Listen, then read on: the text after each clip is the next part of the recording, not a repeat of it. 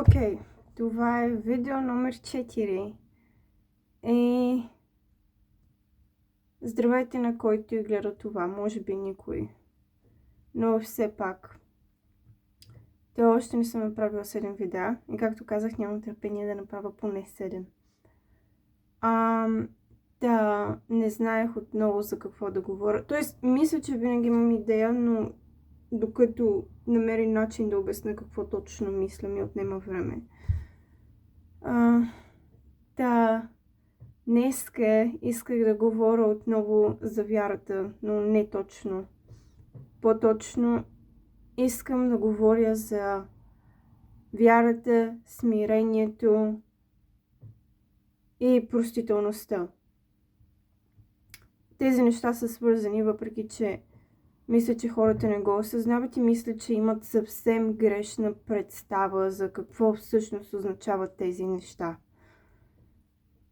Като започнеш с смирението, повечето пъти като кажеш, ти трябва да се смириш, в смисъл, като някой каже, ти трябва да се смириш, ти си прекалено горделив, и те имат предвид, че имаш високо мнение за себе си, или примерно, че се гордееш с това, че си правил постижение или нещо такова. И аз не мисля, че това е вярно. Казват го особено на брат ми, който има самочувствие, но според мен това да имаш самочувствие и да си смирен са напълно две различни неща. Аз може да знам, че съм много добра, смисъл да се гордея с нещо или да се фукам много, но това не означава, че съм горделив. Аз може да се фукам с колко много награди имам по определен спорт. И не мисля, че това ме прави горд. Не мисля, че фукането или това, че си изглеждаш със самочувствие от хората, в действително те прави горд. Според мен това е, не знам откъде е дошло от това, но е изключително токсично да го кажеш на някой, ти понеже се фукаш, ти си горд. Я по-добре не казвай, че знаеш, че си толкова добър в еди коя си сфера. По-добре си мълчи, бъди по-смирен. И не мисля, че означава това, както казах. Смирен означава да знаеш, че ти сам не можеш. Смирен означава да знаеш, че ти в действителност не знаеш нищо, а не ти да си мислиш, че си не точно, че си голямата работа. Според мен е по-скоро до способност, отколкото до идентичност. Хората, да имаш позитивна идентичност, го наричат гордост. Не, това е самочувствие и всеки трябва да има позитивна идентичност като християнин. Друг е въпросът, когато можеш да уповаваш на себе си. Според мен в Библията гордост е по-скоро идолопоклонство на себе си, да уповаваш на себе си, да си мислиш, че ти сам можеш да се оправиш в която и да е сфера. Действителност, колкото и да си добър, в каквото и да е, нещата не работят така, не са права формула. Всъщност са доста сложни. И никога, колкото повече гледам, толкова повече разбирам, че дори в успеха в живота всъщност не е до знание, всъщност не е до кой работи най-много. Всъщност е до Бог, който го виждам все повече и повече. Да. Как това се свързва с вярата? Аз бях за доста дълго време в ситуация, в която очевидно не мога да разчитам на хора. Това ни е пределно ясно. Мисля, че повечето хора го знаят. Но не можех и да разчитам и на себе си. Понеже хората минават или разчиташ на хора, или на себе си, или нещо по средата и аз не съм сигурна. И мисля, че е нормално да сме толкова стресирани, ако това е положението, в което живеем. Ти не можеш да се облегнеш на нищо. Един вид. И какво имам предвид с това? Какво означава да се довериш на нещо? Че това, което искаш, ще бъде сбъднато, но не по начина, по който искаш и не от нещото, което искаш. Примерно, хората си мислят, че могат да получават само финанси от работата си или ако вършат повече работа, когато в действителност не е така. Но всеки си живее в някакви формули. И аз не мисля, че живота работи по тези формули.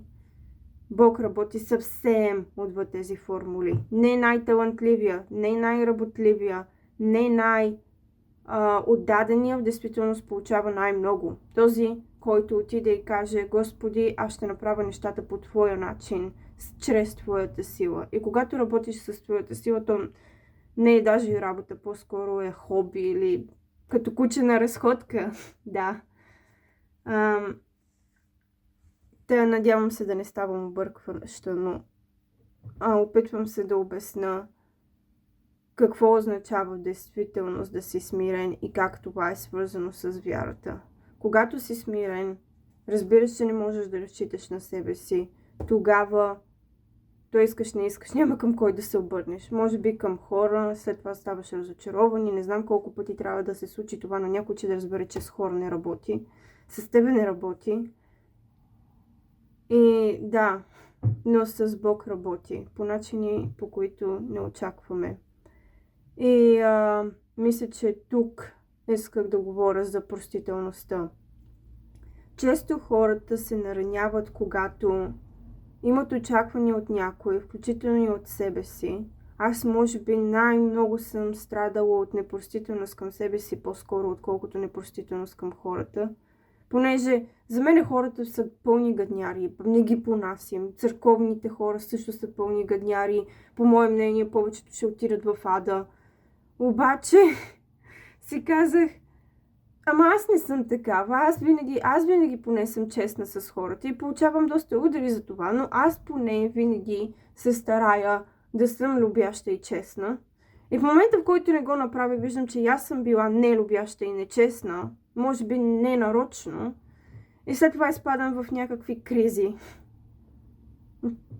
И отиваш в обвинения и така нататък, което отново е липса на смирение. Защото аз съм като тях, кажи речи. И в този момент е важно да знам, че и Бог се грижи за тях, не аз се грижа за тях. Да, това е начинът да простиш, като знаеш, че Бог ще даде това, което ти не си могъл да дадеш. И Бог ще даде на теб това, което те не са могли да дадат. Не е начина да се изолираш, не е начина да спреш да се привързваш. Както казах, според мен това е толкова малумна идея.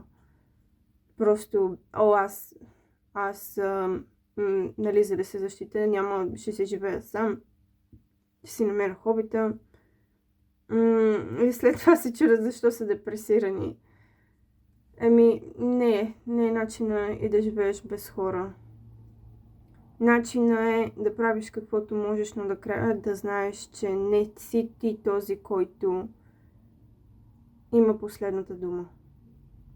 И това важи за всички сфери от живота. Във връзки, в финанси, в кариера, имам предвид.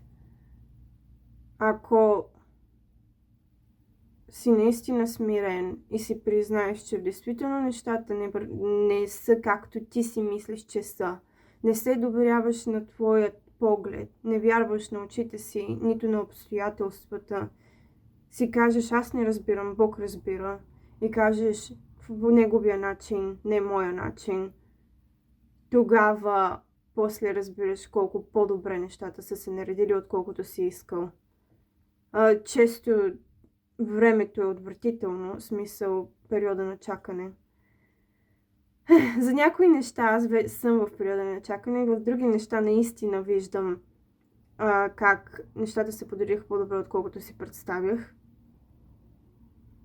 И да, чакането е доста труден период, но това е периода, в който трябва да кажеш: въпреки че в момента не виждам нищо, аз все пак избирам да съм честен, да съм добър и да вярвам, че Бог ще оправи всичко.